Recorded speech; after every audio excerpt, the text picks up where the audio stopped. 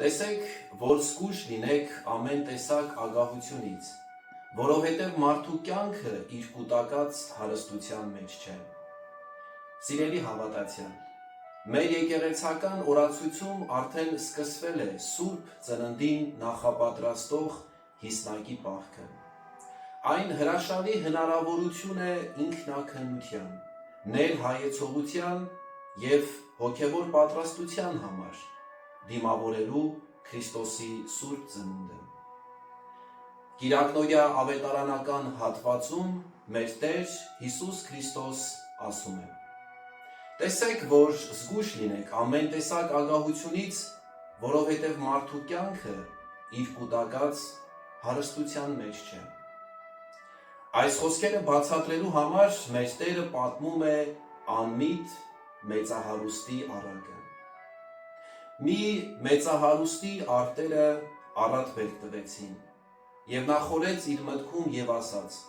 «Տեսնեմ, ինչ կարող եմ անել, քանի որ բերքս կուտակելու տեղ չունեմ։ Գիտեմ, ինչ պետք է անեմ.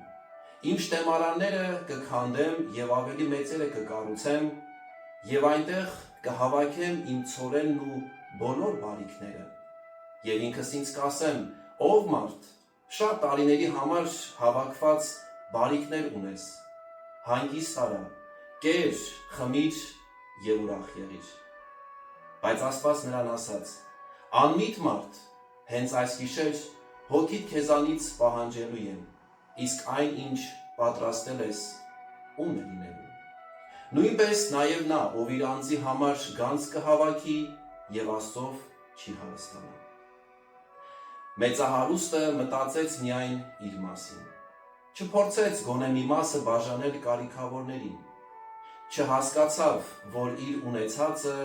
Աստծո օրհնությունն է, չգիտակցեց այս կյանքի անձողիկությունը։ Սիրելիներ, այս պատմությունը հիշեցնում է մեզ մարդու կյանքի անձողիկությունը,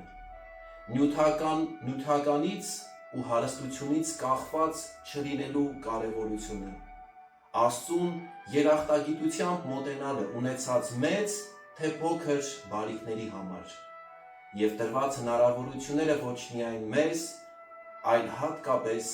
կարիքավորներին ծառայեցնելու կոչը։ Քրիստոս հորդորում է, որ այս աշխարհի բարիքների մեջ մենք չկորցնենք հավիտենական կյանքը ժառանգելու նպատակը և հետամուտ լինենք հատկապես Աստծո արքայությանը, և այս դեպքում մնացածը ավելիով կտրվի մեզ։ Ամեն։